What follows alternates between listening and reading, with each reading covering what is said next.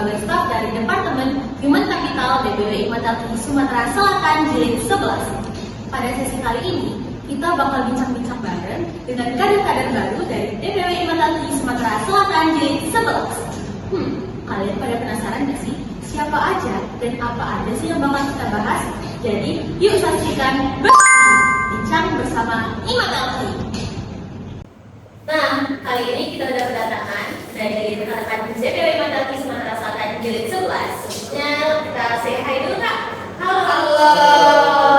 Oke, sebelum kita mulai bincang-bincang dan juga diskusi santai bersama, boleh nih Kak kita perkenalan terlebih dahulu karena tak kenal maka saya maka kita.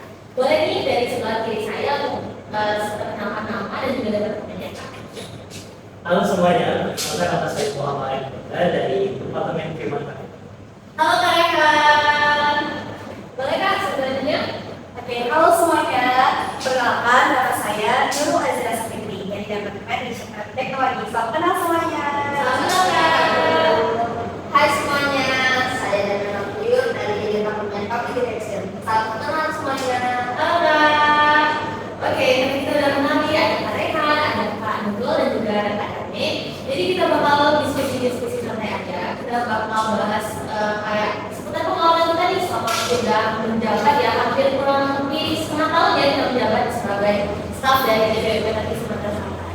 Nah, jadi aku nanya nih Kak, kira-kira Kakak kenal Hikmat itu awalnya dari mana sih? Boleh Kak dari Kak dulu mungkin ya? Kalau bisa jadi begini. Iya boleh. Oke, jadi mungkin kalau dari saya sendiri ya, kenal Hikmat itu dari hasil kepo-kepo ini. Hasil kepo-kepo, gimana tuh Kak? Jadi yang pertama itu mungkin ya, kalau dibilang nyari sendiri kayaknya nggak mungkin gitu ya. Karena emang apa sih makanya gitu. Iya.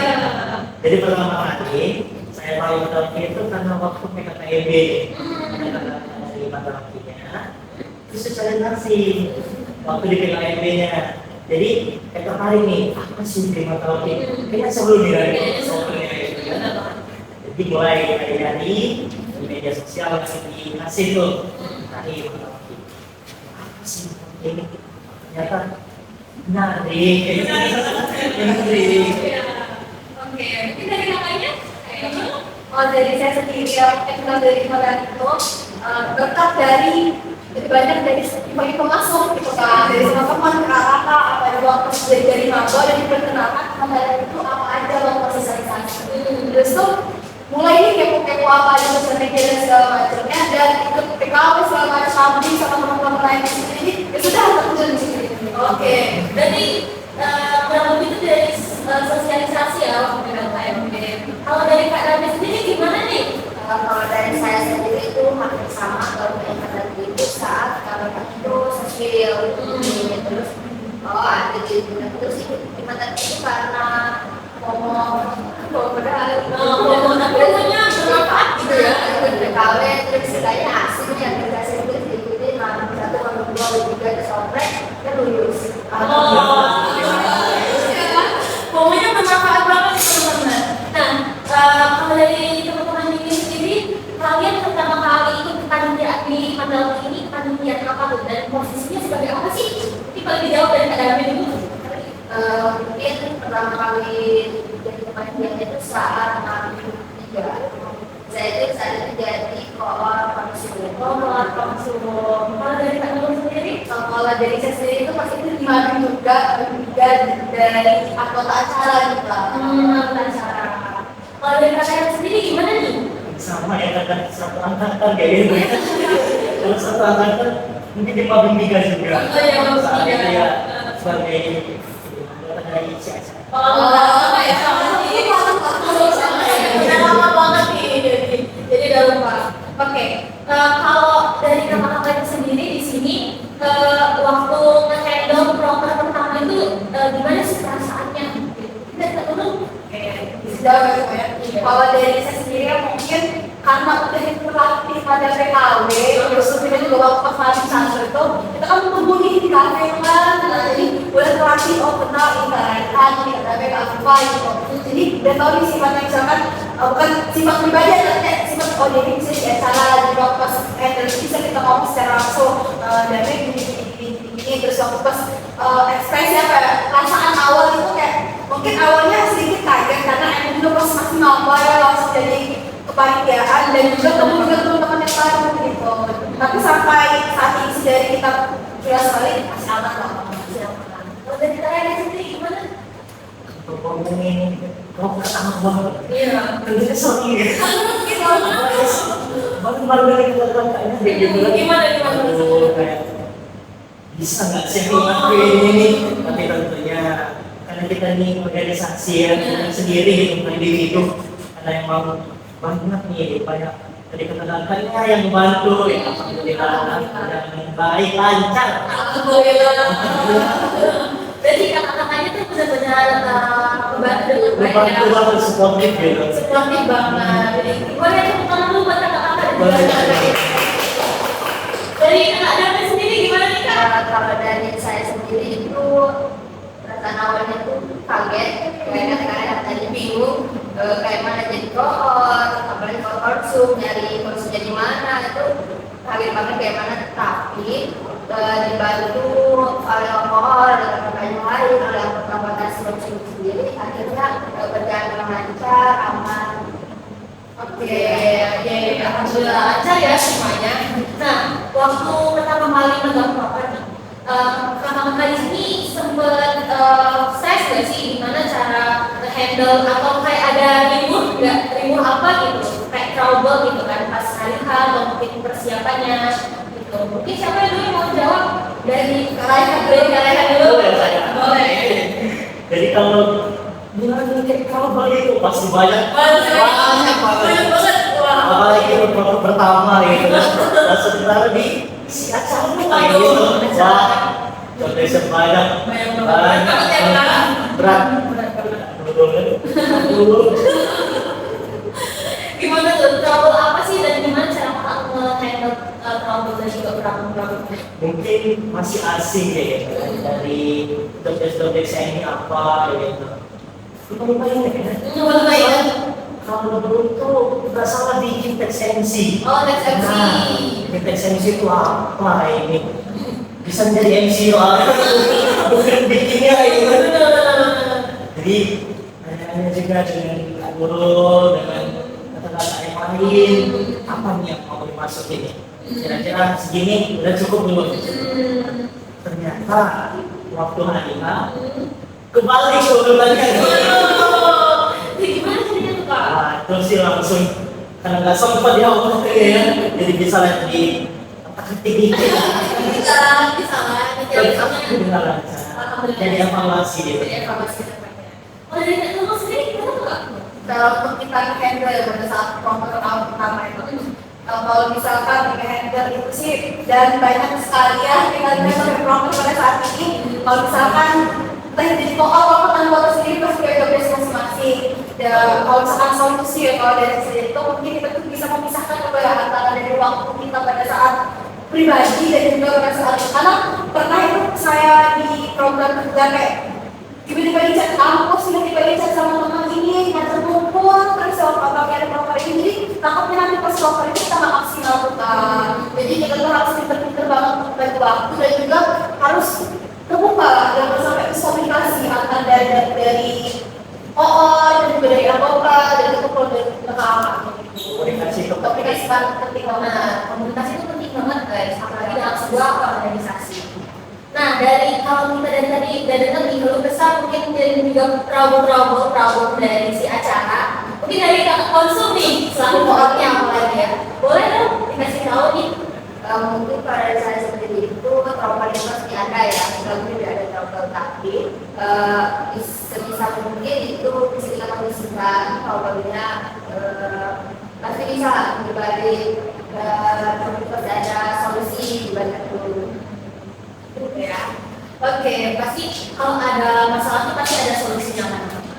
Oke, sejauh ini seberapa besar sih pengaruh atau impact dari teman-teman di Mantalki buat kalian di sini?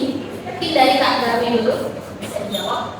Pengaruh di Mantalki itu sangat banyak, sangat besar ya dari saya pribadi itu, terutama bagaimana cara kita komunikasi, bagaimana cara kita merangkul sama teman, apalagi masa ini kan bukan hanya dari satu instansi, dari lima instansi. Pokoknya banyak lah yang bisa kita ambil dari organisasi ini. Berarti dampaknya sangat Besar sekali ya. Kalau dari Kak Nurul sendiri gimana Kak? Kalau dari dampak yang bisa dapat dari program ini, pasti setiap organisasi pasti memberikan ya kelebihan dan kekurangan masing-masing. Nah, kalau dari kelebihan itu pastinya banyak, utama dapat teman baru, kenal lebih dalam, itu paling penting. Relasi ya. Karena kalau misalkan di walaupun bukan relasi seangkatan ya semangat, misalkan ada ujian segala macam, Kak, kamu tak aja. Relasinya luas banget ya teman-teman. Besok pengalaman yang juga sangat penting ya untuk kita ke depannya gitu. Terus yang paling penting menurut saya itu gimana caranya mengelola emosi pada saat proker dan juga manajemen waktunya, karena tabrak kan ya. Jadi itu sih yang bisa diambil gitu. Kalau dari kalian sendiri gimana tuh Kak impact teman-teman untuk kalian gimana? Teman-teman semua ya, Iya. pasti banyak serius. Apa tuh contohnya Kak? Apalagi bisa dibilang perdebatannya gitu kan. Saya kan tergolong di Separu di Human Capital. Mungkin kenal dengan Cak. Ini baru di cuma tahu Gimana gitu ya? oh kita sekampus gitu kan. Siapa sih ini? Iya, karena di gimana jadi kita akrab gitu ya, jadi kenal gitu. Organisasi terpenting guys. Gitu. Nah, mungkin selanjutnya ya, menurut kakak-kakak di sini kalau disuruh pilih nih, sukses acara atau kekompakan tim? Nah, siapa dulu nih yang mau jawab? Kak Gabi mungkin bisa ya. Kalau Berarti itu pertanyaannya. kalau disuruh pilih itu mungkin kalau saya sendiri itu lebih memilih kekompakan tim ya. Mengapa? Karena kalau tim kompak itu udah pasti proker itu sukses. Di balik proker yang sukses itu pasti ada tim yang kompak. Wah, keren banget sih. Gitu. Dari Kak Nurul mungkin Mungkin soalnya sama Kak Damia, karena kalau misalkan kita itu udah kompak otomatis pasti acara itu insya Allah berjalan dengan lancar. Karena kalau misalnya kita dari internal sendiri tuh kompak, gimana caranya kita menunjukin ke orang banyak, ke instansi luar atau ke masyarakat. Kalau misalkan kita sendiri tuh kompak pasti ada trouble-nya, ngarep lah acara, terus tuh langsung nggak datang segala macam. Jadi seperti itu. benar. Dari kalian sendiri gimana nih? Satu suara. Satu soal. Kompak tim paling bagus. Oke. Jadi bertiga ini pastinya pilih buat kompak ini ya, lebih utama daripada suksesnya acara ya. Oke, selanjutnya setelah pengalaman kalian jadi kepanitiaan di mata ini, apa sih momen berharga di selama melaksanakan proker itu, selama kalian menjadi panitiaan, mengurus proker, apa sih momen-momen berharga menurut kalian gitu? Terus apakah kalian setelah menjalani proker itu kalian jadi lebih semangat atau malah jadi lebih gimana gitu dalam menjalankan proker ke depan? Mungkin boleh dijawab dari kalian dulu. Baik. Mungkinnya dari museum. Museum. Nah, museum dari Raya tuh. Sedikit cerita mungkin ya. Karena memang museum itu gitu kan. Dan juga langsung ditunjuk tuh untuk jadi presidium. Waduh, Masih pusing banget sebenarnya. Tapi alhamdulillahnya masih ada kata-kata yang memang simple, mendorong terus bisa pasti bisa kok. Wah, Nah, di situ saya ya mulai kayak gini. Oh iya, kalau itu keluarganya dapat amit. Enggak ngandelin satu orang, tapi ngandelin rame-rame. Walaupun satu orang yang bergerak, yakin di belakangnya itu ada 1000 orang yang bantu.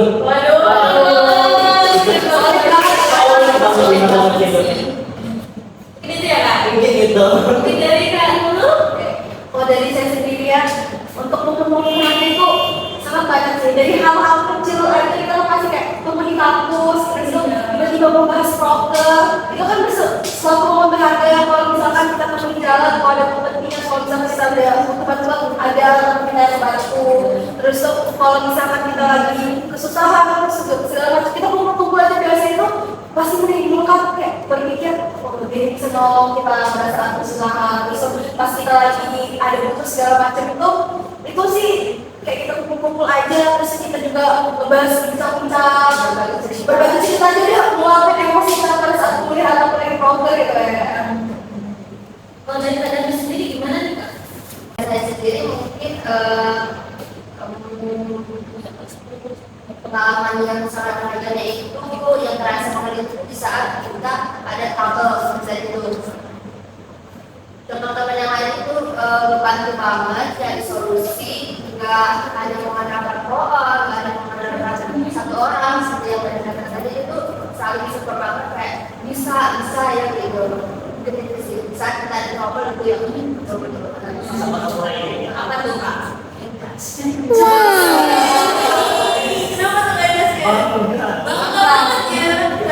Iya, ini pakai ini nggak ada rasa malu ya. Waduh, iya.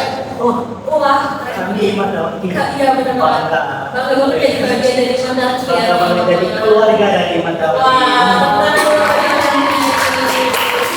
oke. Kalau misalnya nih, kamu bisa ngobrol nantinya sama kader-kader baru, calon-calon kader baru untuk di Mandalki ke depan. Apa sih yang bakal kamu sampaikan buat mereka ke depannya, apalagi untuk kader-kader di Mandalki baru yang masih ragu buat join di Mandalki? Mungkin dari Kak Nurul dulu deh. Oke, yang bisa kita jawab ya kalau misalkan pendekatan sama Bapak itu kita bisa awal itu komunikasi ke teman-teman nanti maba-maba bahwasannya di Mandalki ini bukan hanya sekedar organisasi perkumpulan dari PLN, tapi banyak sekali yang bisa kita dapat. Kita berikan dulu manfaat-manfaatnya, kelebihan apa yang kita rasakan di Mandalki, dan itu memang ada, bukan hanya omong kosong saja gitu. Terus untuk selain dari komunikasi kita juga pastinya memberikan bukti ya apa aja yang kita lakuin, terus dampak apa yang kita sendiri, terus tentunya pasti sedikit-sedikit buat promosi gitu. Gitu. Mungkin dari Kak Damir juga dulu nih, boleh dijawab. Mungkin kalau dari saya itu yang pertama kita kasih dulu ke kader baru bahwa ikut organisasi itu penting. Menjadi kupu-kupu itu mungkin bukan pilihan yang baik ya. Mungkin kita beritahu dulu organisasi itu penting, lalu kita kasih tahu bahwa di Mandalki ini mungkin organisasi yang cocok untuk kalian itu kembang diri itu dengan dari bukan kupu-kupu gitu ya. Mungkin ada satu keadaan mungkin bisa ditekan. Nah, ini dong nih, sekali lagi apa yang bakal Kakak sampaikan ke kader-kader calon kader-kader baru kita? Yang paling utama itu tentunya kita jelasin dulu ke internal kita. Mandalki itu yang bukan sekedar organisasi, namun bisa dibilang tempat untuk pulang. Ini juga bersentuh.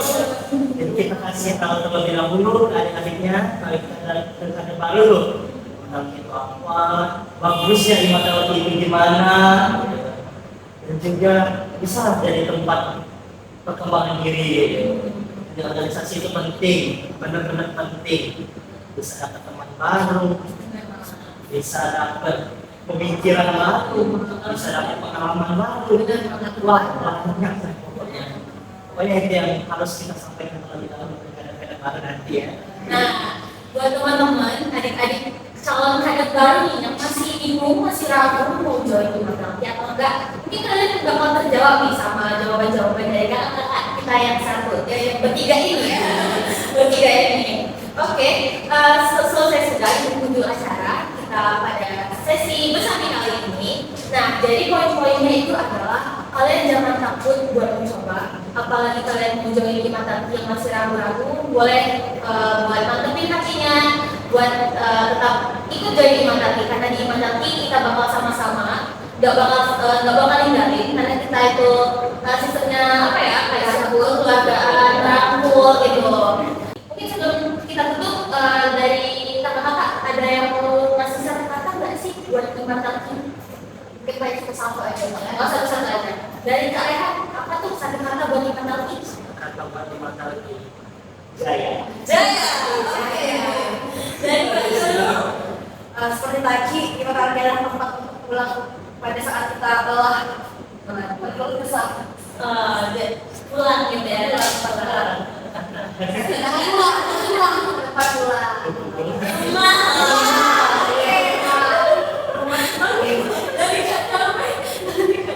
Mungkin satu kata dari saya itu kolaboratif. Oke, jadi kalau bisa kita rangkum ya di sini, iman terti itu bukan tempat cuma buat kita ngejalanin proker aja ya. Iman terti itu tempat kita sharing, tempat kita pulang ke rumah gitu ya, tempat kita recharge energi kita gitu teman-teman. Jadi kita di sini tetap saling dukung dan juga saling support satu sama lain gitu. Jadi kalau misalnya ada yang jatuh kita rangkul, kalau ada yang susah kita bantu gitu. Mungkin sekian dari sesi besar kita pada kali ini. Saya akan Nurhaya selaku moderator atau host mengucapkan terima kasih atas partisipasi kalian dan antusiasme kalian dalam menyaksikan kegiatan bersama pada siang kali ini. Mungkin itu saja dari kami. Wassalamualaikum warahmatullahi wabarakatuh. Dadah.